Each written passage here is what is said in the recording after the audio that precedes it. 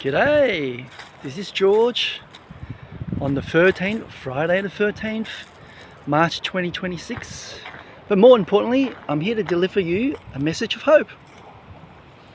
So, recently, I think it was last week, there was a recent story in the Herald Sun paper. It was a letter to Scott Pape. So he's famous for his book, The Barefoot Investor. Let me go down a little bit of a hill here. Okay. And I thought it was well suited for a current affair episode, but it wasn't. Anyway, so a woman named Auntie Pat wrote in about her 18-year-old nephew. You see, he borrowed $51,681. I have to be accurate here. From a lender called Infinity Finance to buy a car. Well, it's out in the public, so I don't think I'm going to get in trouble to name people. Get this. Interest rate was 18.35%. That's credit card rates, isn't it? And I wonder what this young man was thinking. What was he thinking at the time of signing? That means it's monthly repayments of $1,327. And guess what? After 12 months, he paid nearly $16,000 back to the loan. He came in back to the lender with some money and asked for an early payout figure. I'll pause here and let you think, how much was he still owing on the loan?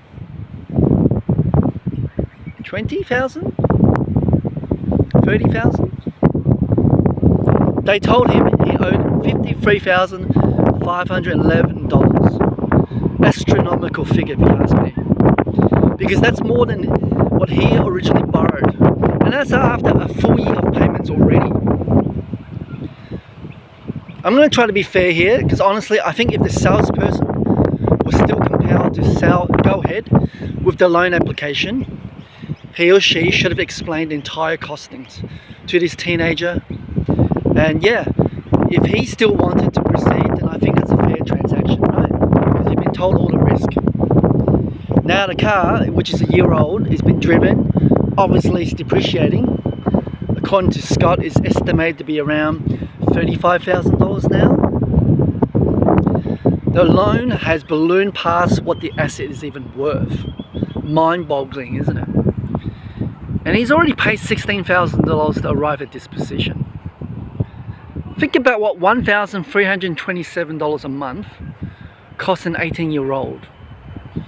Maybe he's got a lot of money, I'm not sure, very deep pockets. I don't know. But that's not a number on a page, that's the life quietly disappearing around the edges. Let me explain. Think, the grocery shopping that you watch carefully, the social invitation you decline, the Saturday morning you have to work because the direct debit doesn't ask how tired you are. 12 months of that. 12 months of loan commitment. And at the end of it, he owes more than when he started. That's ridiculous. Now, I'm sure he learned a lesson here. Now, how does that happen? It's simple, right? And this is how Scott explains it. These lenders pile on establishment fees, monthly account fees, early termination penalties. All of it were buried in the fine print. So this is Scott's advice. He was pretty clear about this. He advised that you dispute the loan on responsible lending grounds. And you should call the National Debt Hotline on 1800 007 007. You make a settlement offer, I beg your pardon. And if you need it, lodge a complaint with the AFCA, which is the Australian Financial Complaints Authority. Now, that should stop the debts collection action immediately. I encourage you to read the full article in the Herald Sun. It was dated on the 8th of March 2026. Because Scott walks through every step and is worth your time. By the way, I'm not a Scott Pape fanboy, I'm not. Now here's the thing that kept returning to me after I put the article down. Unbelievable, right? Nobody stole from this young man. The rate was in the contract. The fees were in the fine print. He just didn't count the real cost before he signed, did he? And I understand that more than I would like to admit, because I made a very different version of the same mistake. A little bit different. So in the late 1990s, I bought a brand new green Mitsubishi Lancer wagon. I liked the metallic green. Made right here in Adelaide, I was told. Okay, so I was an employee of the bank, so I got a discounted rate. Great. Now the house was paid off. My wife and I agreed we'd clear the loan within a year or less, and not give the bank a cent more than we had to. So by every financial measure, we were responsible. I remember anticipation of picking that car up was a Friday night. It was raining too. Brand new, chosen carefully. Now my wife had trusted me to make the call, which, looking back, only made what happened next harder to carry. You see, the rear windscreen wiper didn't work at the back, and the left passenger door wouldn't close properly. You have to give it a really big thump. It was brand new off the lot, right? So the excitement just drained out of me as soon as I saw those two floors.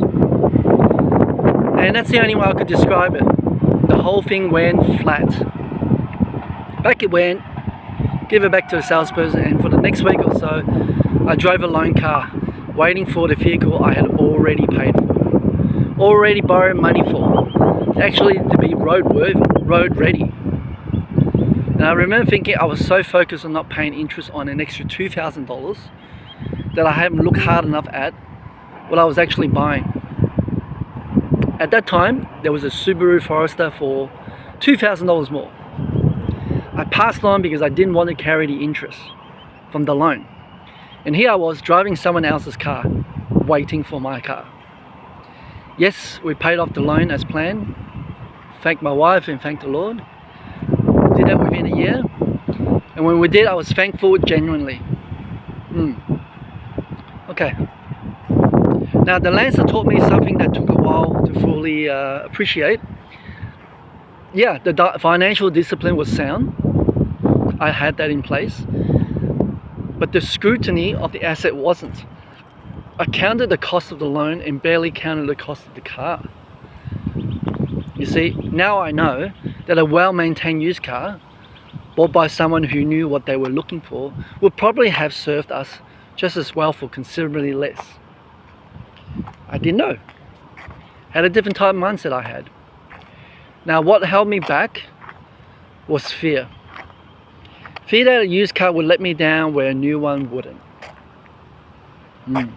As it turned out, a new car let me down on day one. I totally didn't expect that. So fear is not the same as wisdom, because that distinction really matters. Here's my Bible passage for today. This is what Jesus said. Luke chapter 14, verse 28. Have a listen. For which of you desiring to build a tower does not first down and count the cost, whether he has enough to complete it? Sit down, count before you commit. Not sign now, understand it later. Not trust the salesman's smile, but you count the actual cost, all of it. The interest rate compounding monthly, the fees buried in the clause, the depreciation on an asset losing value faster than you are paying down the debt. It all matters. The total amount you will have paid on the day is finally done. And you count the asset too, not just the finance. So I think the nephew in Auntie Pat's letter didn't sit down. He saw the car, he signed the paper. The fine print did what the fine print always does, doesn't it? He just waited. And this is why financial literacy is not a worldly distraction for a Christian. It is stewardship. Understanding what 18.35% on $51,681 actually means in real dollars. That's the tower sitting down with a pencil before the first brick goes up. That is the practical expression of managing well what God has entrusted you. Don't know if you ever read it, but Psalm 24 verse 1, it says, the earth is the Lord's and everything's in it. That's the whole foundation of Christian stewardship. It means $51,681. You're going to remember that number. It was never really this young man's to spend carelessly. You can spend it, but not carelessly. He was a manager, he just didn't know it. My friends, I don't know what financial decision is sitting in front of you right now, Maybe it's a car, maybe it's a house, maybe it's a holiday loan, I'm not sure. Maybe it's something else entirely. But before the salesperson slides that document across the desk, before the excitement of the thing overrides the caution the thing deserves, think. Luke 14 is worth 5 minutes of your time. To examine and to pray. So you count the loan, you count the asset, you count the total cost of what you are actually signing. The tower builder Jesus commended wasn't the one who built fastest. No, it was the one who sat down first. And that's the message of hope today. Thanks for being with me. Take care of yourself. I'll see you on the next one. Bye bye.